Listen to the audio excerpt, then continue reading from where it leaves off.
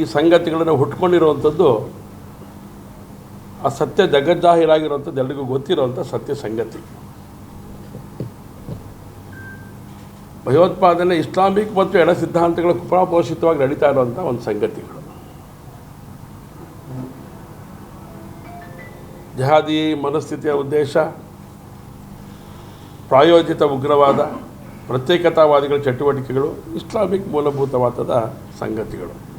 ಇದು ದೇಶದ ಸಾರ್ವಭೌಮತೆಗೆ, ಅಖಂಡತೆಗೆ ಧಕ್ಕೆ ತರುವಂಥ ಕೆಲಸವನ್ನು ಮಾಡ್ತಾ ಇದ್ದಾರೆ ಅನ್ನೋಂಥದ್ದು ಜಗಜ್ಜಾಹೀರಾಗಿರುವಂಥ ಸಂಗತಿ.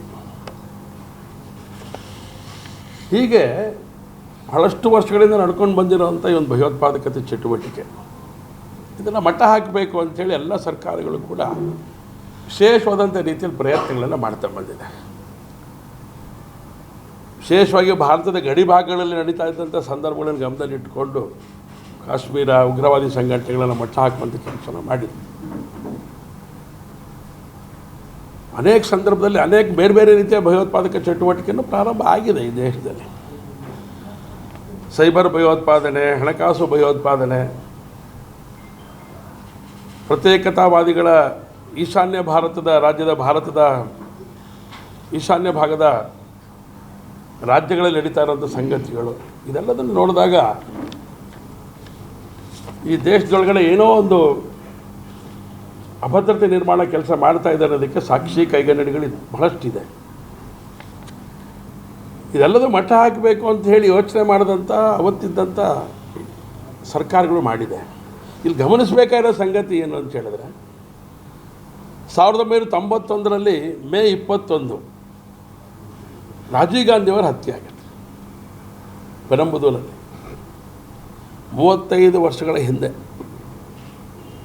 ಅದಕ್ಕಿಂತ ಮುಂಚೆ ಇಂದಿರಾ ಗಾಂಧಿಯವರ ಹತ್ಯೆ ಆಗಿರುತ್ತೆ. ಇದೆಲ್ಲವೂ ಕೂಡ ಭಯೋತ್ಪಾದನೆಯ ಚಟುವಟಿಕೆ ಯಾರು ಮಾಡ್ತಾ ಇದ್ದಾರೆ ಅವರೇ ಈ ಕೃತ್ಯಗಳನ್ನು ಮಾಡ್ತಾ ಇರೋವಂಥದ್ದು. ಸೊ ಹಾಗಾಗಿ ಇಲ್ಲೊಂದು ಗಮನಿಸಲೇಬೇಕಾದ ಸಂಗತಿ, ನಿನ್ನೆ ಮೇ 21 ನಮ್ಮ ಅವತ್ತಿದ್ದಂಥ VP ಸಿಂಗ್ ಸರ್ಕಾರ ಮೇ 21 ಭಯೋತ್ಪಾದನೆಯ ವಿರೋಧಿ ದಿನವನ್ನಾಗಿ ಆಚರಣೆ ಮಾಡಬೇಕು, ಶಾಲಾ ಕಾಲೇಜುಗಳಲ್ಲಿ ಇದರ ಬಗ್ಗೆ ಜನಜಾಗೃತಿ ಮೂಡಿಸಬೇಕು, ಎಲ್ಲ ಸರ್ಕಾರಿ ಕಚೇರಿಗಳಲ್ಲಿ ಇದನ್ನು ವಿಶೇಷವಾಗಿ ಆಚರಣೆ ಮಾಡಬೇಕು, ರಕ್ಷಣಾ ವ್ಯವಸ್ಥೆ ಇಲಾಖೆ ಇದನ್ನು ಗಂಭೀರವಾಗಿ ತಗೊಂಡು ಮಾಡಬೇಕು ಅಂತೇಳಿ ಯೋಚನೆಗಳನ್ನು ಮಾಡಿ ಅನೇಕ ಸಂಗತಿಗಳನ್ನು ಹೇಳಿತ್ತು VP ಸಿಂಗ್ ಸರ್ಕಾರ. ಅಂದಿನಿಂದ ಇಂದಿವರೆಗೂ ನಡ್ಕೊಂಡು ಬಂದಿರುವಂಥ ಸಂಗತಿನೇ. ನೆನ್ನೆನೂ ಕೂಡ ನಾನು ರಕ್ಷಣಾ ಇಲಾಖೆ ಹೋದಂಥ ಸಂದರ್ಭದಲ್ಲಿ ಅದನ್ನು ನೋಡಿದೆ. ನಾನು ಆ ಒಂದು ಕಾರ್ಯಕ್ರಮ ನಡೀತಾ ಇತ್ತು, ಅದಕ್ಕೆ ಸಿದ್ಧತೆಗಳನ್ನು ಮಾಡಿಕೊಂಡಿದ್ದು. ಆವಾಗ ನನಗೆ ಫ್ಲ್ಯಾಶ್ ಆಗಿತ್ತು, ಇಷ್ಟೆಲ್ಲ ನಾಗರಿಕರು ರಕ್ಷಣಾ ವ್ಯವಸ್ಥೆ ಎಲ್ಲದೂ ಯೋಚನೆ ಮಾಡ್ತಿರೋಂಥ ಸಂದರ್ಭದಲ್ಲಿ ಈ ದೇಶವನ್ನು ಆಳದಂಥ ಕಾಂಗ್ರೆಸ್ ಈ ದಿನಾಚರಣೆಯನ್ನು ಮಾಡಬೇಕು ಅಂತ ಹೇಳಿದಂಥ VP ಸಿಂಗ್ ಅವರ ಸರ್ಕಾರ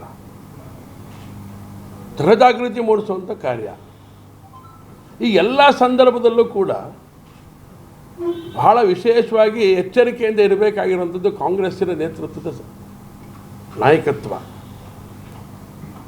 ಇವತ್ತು ನನಗೆ ಆತಂಕ ಆಗಿದ್ದೇನು ಅಂದರೆ, ರಾಜೀವ್ ಗಾಂಧಿ ಹತ್ಯೆ ಮಾಡಿದ್ದು LTTEಯವರು, ಉಗ್ರಗಾಮಿಗಳು. ಪ್ರಭಾಕರನ್ ಅವರ ನೇತೃತ್ವದಲ್ಲಿ ಏನು ತಂಡ ಇತ್ತು LTTE ನೇತೃತ್ವ, ಅವರ ಗುಂಪಿನಲ್ಲಿದ್ದಂಥ ಒಬ್ಬ ಹೆಣ್ಮಗಳು ಮಾಡಿದಂಥ ಕೃತ್ಯ ಅದು. ಈ ಕಾಂಗ್ರೆಸ್ಸಿಗೆ ಏನು ಅನಿಸ್ಲೇ ಇಲ್ವ? ಹಾಗಾದರೆ ಯಾವುದ್ರ ಕಾಂಗ್ರೆಸ್ಸಿನ ನೀತಿ? ಹಾಗಾದರೆ ತಮಿಳುನಾಡಿನಲ್ಲಿ LTTE ಪ್ರಭಾಕರನ ನಾಯಕತ್ವದೊಳಗೆ ಈ ಘಟನೆ ನಡೆದಾಗ ಇವತ್ತು ಆ LTTE ಭಾವಚಿತ್ರಕ್ಕೆ ಗೌರವ ಸಮರ್ಪಣೆ ಮಾಡುವಂಥ TVKಯ ಮುಖ್ಯಮಂತ್ರಿ, TVK ಮುಖ್ಯಮಂತ್ರಿ ಆಗಲಿಕ್ಕೆ ಕಾರಣಕರ್ತರು ಯಾರು? ಇದೇ ಕಾಂಗ್ರೆಸ್ಸಿನ 5 ಜನ ಶಾಸಕರು ಓಡಿ ಹೋಗಿ ಅವರಿಗೆ ಬೆಂಬಲವನ್ನು ವ್ಯಕ್ತ ಮಾಡಿದರು. ಹಾಗಾದರೆ ಈ ದೇಶದ ಜನಕ್ಕೆ ಏನು ಹೇಳಕ್ಕೆ ಹೊರಟಿದ್ದೀರಿ ನೀವು?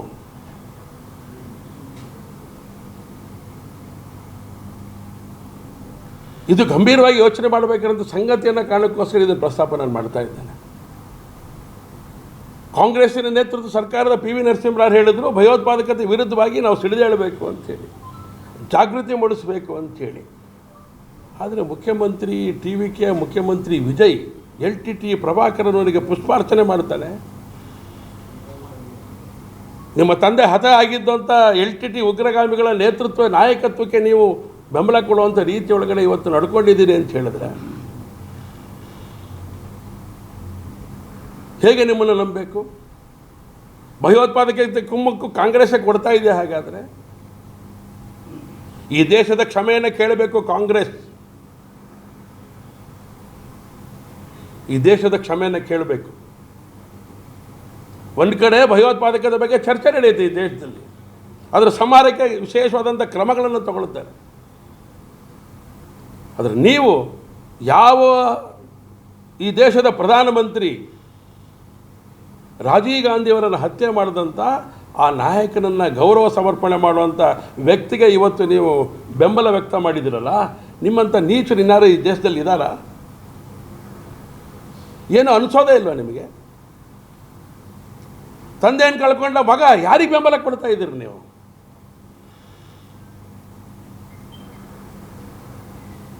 ಪ್ರಭಾಕರನ್ ಫೋಟೋಕ್ಕೆ ಗೌರವ ಸಮರ್ಪಣೆ ಮಾಡುವಂಥ ನಾಯಕನಿಗೆ ನೀವು ಬೆಂಬಲ ಕೊಡ್ತೀರಿ ಅಂತ ಹೇಳಿದ್ರೆ ನಿಮ್ಮ ಈ ದೇಶದ ಬಗ್ಗೆ ಇರುವಂಥ ಗೌರವದ ಬಗ್ಗೆ ನಾವು ಆಲೋಚನೆ ಮಾಡಬೇಕಾಗತ್ತೆ, ಪ್ರಶ್ನೆಯನ್ನು ಕೇಳಬೇಕಾಗತ್ತೆ. ಭಯೋತ್ಪಾದಕತೆ ಮಟ್ಟ ಹಾಕಬೇಕು ಅಂತ ಹೇಳಿ ಹೊರಟಂಥ ಸಂದರ್ಭದಲ್ಲಿ ಪ್ರಶ್ನೆಗಳನ್ನು ಎತ್ತಿದವರು ನೀವು. ಪಹಲ್ಗಾಮ್ನಲ್ಲಿ ನಡೆದಂಥ ಸಂದರ್ಭಗಳಲ್ಲಿ, ಬೇರೆ ಬೇರೆ ಸಂದರ್ಭಗಳಲ್ಲಿ ಅದ್ರ ಬಗ್ಗೆ ಆ್ಯಕ್ಷನ್ ಮಾಡಿದ್ರೆ ಏನೆಲ್ಲ ಪ್ರಶ್ನೆ ಕೇಳಿದ್ರಿ ನೀವು? ದೇಶದ ಭದ್ರತೆ ಬಗ್ಗೆ ಯೋಚನೆ ಮಾಡ್ತಿರೋಂಥ ಸರ್ಕಾರಗಳ ಬಗ್ಗೆ ಯಾವ ರೀತಿ ನಡ್ಕೊಂಡ್ರಿ ನೀವು? ಇದು ನಮ್ಮದು ಯಕ್ಷ ಪ್ರಶ್ನೆ. ಈ ದೇಶದ ಜನತೆಗೆ ಕ್ಷಮೆಯನ್ನು ಕೇಳಬೇಕು. ಈ ದೇಶದ ಪ್ರಧಾನಮಂತ್ರಿಗಳ ಹತ್ಯೆ ಆಗಿರುವಂಥದ್ದು ಭಯೋತ್ಪಾದಕ ಚಟುವಟಿಕೆಯಿಂದ, ಇಂದಿರಾ ಗಾಂಧಿ ಭಿಂದ್ರನ್ವಾಲೆಯಿಂದ, ರಾಜೀವ್ ಗಾಂಧಿ LTT ಉಗ್ರವಾದಿಯಿಂದ. LTT ನಾಯಕನ ಭಾವಚಿತ್ರಕ್ಕೆ ಗೌರವ ಸಮರ್ಪಣೆ ಮಾಡೋನಿಗೆ ನೀವು ಸರ್ಕಾರ ಇವತ್ತು ರಚನೆ ಮಾಡುವಂಥ ಶಕ್ತಿ ಕೊಟ್ಟಿದ್ದೀರಲ್ಲ, ಈ ದೇಶದ ಕ್ಷಮೆಯಾಚನೆ ಮಾಡಬೇಕಾಗತ್ತೆ ನೀವು. ಬಹಳ ವಿಶೇಷವಾದಂಥ ರೀತಿಯಲ್ಲಿ ಯೋಚನೆ ಮಾಡಿತು ಈ ದೇಶ. ಇಂದಿರಾ ಗಾಂಧಿಯವರ ಜನ್ಮದಿನವನ್ನು ರಾಷ್ಟ್ರೀಯ ಭಾವೈಕ್ಯತಾ ದಿನ ಅಂತ ಯೋಚನೆ ಮಾಡಿದ್ದೇವೆ ನಾವು.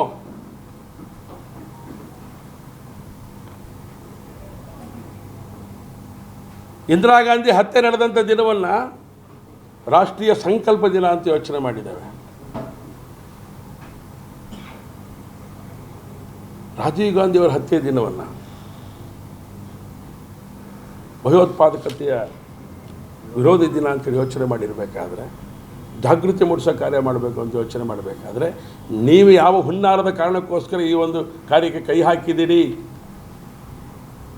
ನೀವು ಭಯೋತ್ಪಾದಕರಿಗೆ ಶಕ್ತಿ ಕೊಡೋದ ರೀತಿಯಲ್ಲಿ ನಡ್ಕೊಳ್ತಿದ್ದೀರಿ ಅಂತೇಳಿ ನಮಗೆಲ್ಲ ಅನಿಸಿದೆ.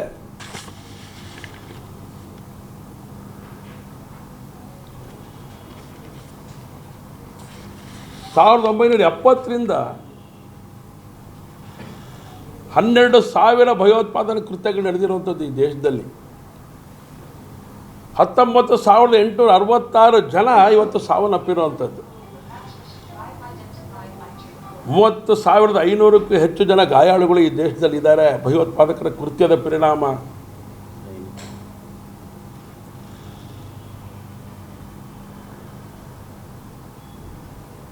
ಎರಡು 2004ರಿಂದ 2014 ಹೊರಗೆ ಆಗಿರುವಂಥ ಘಟನೆಗಳನ್ನು ಕೇಂದ್ರ ಗೃಹ ಸಚಿವಾಲಯ ಬಿಡುಗಡೆ ಮಾಡುತ್ತೆ.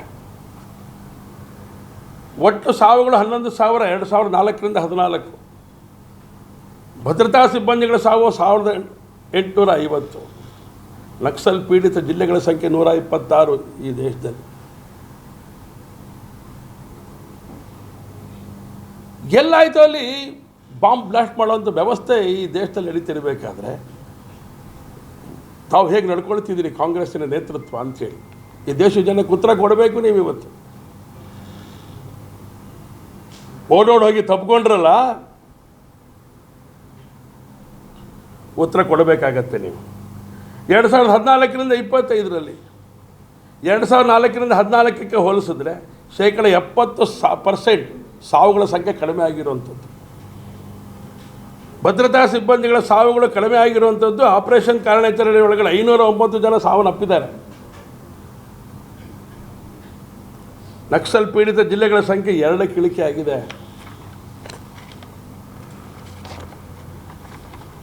ಯಾವುದ್ಯಾವುದು ಯೋಚನೆ ಮಾಡಿದ್ದು ನಮ್ಮ ಸರ್ಕಾರಗಳು? ನೀವೇನು ಯೋಚನೆ ಮಾಡ್ತಾ ಇದ್ದೀರಿ? ಅಂದಿನಿಂದ ಇಂದಿನವರೆಗೂ ಸರ್ಕಾರಗಳು ಏನು ಕೇಂದ್ರ ಸರ್ಕಾರವನ್ನು ನಡೆಸ್ಕೊಂಡು ಬಂದರು. ಕಾಂಗ್ರೆಸ್ ಆದಿಯಾಗಿ 84ರಲ್ಲಿ ಆಪರೇಷನ್ ಬ್ಲೂ ಸ್ಟಾರ್, 1990ರಲ್ಲಿ ಆಪರೇಷನ್ ರಕ್ಷಕ್, ಜಮ್ಮು ಕಾಶ್ಮೀರ ಭಯೋತ್ಪಾದಕ ನೆಲೆಗಳ ಮೇಲೆ ನಾಶ ಮಾಡಿದ್ದು. 2001 ಆಪರೇಷನ್ ಆಲ್ ಭದ್ರ, ಸಂಸತ್ ಭವನದ ದಾಳಿಯ ಪ್ರತೀಕಾರದ ಹಿನ್ನೆಲೆಯಲ್ಲಿ. 2008 ಆಪರೇಷನ್ ಬ್ಲ್ಯಾಕ್ ಟೋನೋರ್ಡ್, ಮುಂಬೈ ದಾಳಿಯ ಪ್ರತೀಕಾರ ಕಾರ್ಯಾಚರಣೆ. 2009 ಬಾಲಾಕೋಟ್ ದಾಳಿ, ಪುಲ್ವಾಮಾ ದಾಳಿಗೆ ಪ್ರತೀಕಾರ. 2025 ಆಪರೇಷನ್ ಸಿಂಧೂರ್, ಪಹಲ್ಗಾಮ್ ದಾಳಿ ಹಿನ್ನೆಲೆಯಲ್ಲಿ. Operation all out, Jammu Kashmir ಉಗ್ರಗಾಮಿಗಳ ಮೇಲೆ ದಾಳಿ. ಆಪರೇಷನ್ ಪ್ರಹಾರ್, ಕೇಂದ್ರ ಗೃಹ ಸಚಿವಾಲಯ ಮೊದಲ ಉಗ್ರಗಾಮಿ ನಿಗ್ರಹ ನೀತಿ. ಇಷ್ಟೆಲ್ಲ ತಲೆ ಕೆಡಿಸ್ಕೊಂಡು ಯೋಚನೆ ಮಾಡ್ತಿರ್ಬೇಕಾದ್ರೆ LTT ಪ್ರಭಾಕರನಿಗೆ ಪುಷ್ಪಹಾರ ಹಾಕುವಂಥ, ಪುಷ್ಪ ಗುಚ್ಛ ಸಲ್ಲಿಸುವಂಥ, ಗೌರವ ಸಮರ್ಪಣೆ ಮಾಡುವಂಥ ವ್ಯಕ್ತಿಗಳಿಗೆ ನೀವು ಇವತ್ತು ತಬ್ಕೊಂಡು ಮುದ್ದಾಡ್ತಾ ಇದ್ದೀರಲ್ಲ. ದೇಶದ ಭದ್ರತೆ ಬಗ್ಗೆ ಯೋಚನೆ ಮಾಡಿದ್ದೀರಾ? ನೆನ್ನೆ 21 ಮೇ ಭಯೋತ್ಪಾದಕದ ನಿಗ್ರಹಕ್ಕೆ ಈ ದೇಶದ ಜನತೆ ಪಣ ತೊಡಬೇಕು, ಸಂಬಂಧಪಟ್ಟಂಥ ಮಾಹಿತಿಗಳನ್ನು ಕೊಡಬೇಕು ಅಂಥೇಳಿ ಈ ದೇಶಕ್ಕೆ ನಾವು ಕರೆ ಕೊಟ್ಟರೆ, ನೀವೇನು ಕರೆ ಕೊಟ್ಟಿದ್ದೀರಿ? ಕಾಂಗ್ರೆಸ್ಸಿನ ನೇತೃತ್ವ, ರಾಹುಲ್ ಗಾಂಧಿ. ಇದು ಗಂಭೀರವಾದಂಥ ಪ್ರಶ್ನೆ. ಈ ದೇಶದ ಪ್ರತಿಯೊಬ್ಬ ದೇಶಭಕ್ತನು ಕೇಳಬೇಕಾಗಿರೋಂಥ ಪ್ರಶ್ನೆ ಇದು. ಏನು ನಡೆಸ್ಲಿಕ್ಕೆ ಹೊರಟಿದ್ದೀರಿ ನೀವು ಅಂತ ಹೇಳಿ, ಇದ್ರ ಬಗ್ಗೆ ಗಂಭೀರವಾಗಿ ಈ ದೇಶದ ಜನತೆಗೆ ಉತ್ತರ ಕೊಡಬೇಕು ಅಂಥೇಳಿ ಕಾಂಗ್ರೆಸ್ಸಿನ ನೇತೃತ್ವಕ್ಕೆ ನಾನಿವತ್ತು ಒತ್ತಾಯವನ್ನು ನಾನು ಮಾಡ್ತೇನೆ. ಅನೇಕ ಸಂಗತಿಗಳಿದೆ, ನಾನು ಹೇಳಲಿಕ್ಕೆ ಇಷ್ಟಪಡೋದಿಲ್ಲ. ಇಷ್ಟು ಸಾಕು ಅಂತ ಅಂದ್ಕೊಂಡಿದ್ದೇನೆ ನಾನು. ಇಷ್ಟು ರೀತಿ ಎಷ್ಟು ಜನ ಸೈನಿಕರು ತಮ್ಮ ಕುಟುಂಬವನ್ನು ಬಲಿ ಕೊಟ್ಟು ಈ ದೇಶವನ್ನು ಕಾಯಬೇಕು ಅಂತ ಹೊರಟಿದ್ದಾರೆ. ಅವರನ್ನು ಹತ ಮಾಡಿದಂಥದ್ದು ಭಯೋತ್ಪಾದಕರ ತಂಡ. ನಾಗರಿಕರ ಮೇಲೆ ಹತ್ಯೆಗಳು ನಡೀತು, ಪ್ರಹಾರಗಳು ನಡೀತು. ಅದೆಲ್ಲದಕ್ಕೂ ಏನು ಬೆಲೆ ಕೊಡ್ತಾ ಇದ್ದೀರಿ ನೀವು? LTT ಉಗ್ರವಾದಿಗಳಿಗೆ ಬೆಂಬಲ ಕೊಡ್ತಾ ಇರೋಂಥ ವಿಜಯ್ಗೆ ಬೆಂಬಲ ಕೊಡ್ತೀರಿ. ನನಗೂ ಗೊತ್ತಿರಲಿಲ್ಲ ವಿಜಯ್ ಈ ರೀತಿಯ ಒಂದು ಮಾನಸಿಕತೆ ಇರೋಂಥ ವ್ಯಕ್ತಿ ಅಂತ ಹೇಳಿ. ಅವನೊಬ್ಬ ಒಳ್ಳೆ ಕಲಾವಿದ ಅಂತ ನಾವು ಕೂಡ ಅವರನ್ನು ಗಮನಿಸಿದ್ವಿ. ಪ್ರಭಾಕರನ ಫೋಟೋಕ್ಕೆ ಅವನನ್ನು ಆದರ್ಶದ ದಾರಿಗಳನ್ನು ತುಳಿಯುವಂಥ ದಿಕ್ಕಲ್ಲಿ ಇದ್ದಾನೆ ಅಂತ ಹೇಳಿದ್ರೆ ಅವ್ರ ಮಾನಸಿಕತೆ ಬಗ್ಗೆ ಈ ದೇಶ ಯೋಚನೆ ಮಾಡಬೇಕಾಗಿದೆ. ಈ ದೇಶ ಯೋಚನೆ ಮಾಡಬೇಕಾಗಿದೆ. ಅಕ್ಷಮ್ಯದ ಕಾರ್ಯವನ್ನು ಮಾಡಿದಿರಿ ರಾಹುಲ್ ಗಾಂಧಿ. ಈ ದೇಶದ ಕ್ಷಮೆ ಕೇಳಬೇಕು. ಈ ದೇಶಕ್ಕೆ ಎಲ್ಲ ಯುವಕರಿಗೆ, ದೇಶಭಕ್ತರಿಗೆ ಉತ್ತರವನ್ನು ಕೊಡಬೇಕು ಅಂತೇಳಿ ನಾನು ಆಗ್ರಹವನ್ನು ಪಡಿಸ್ತೇನೆ.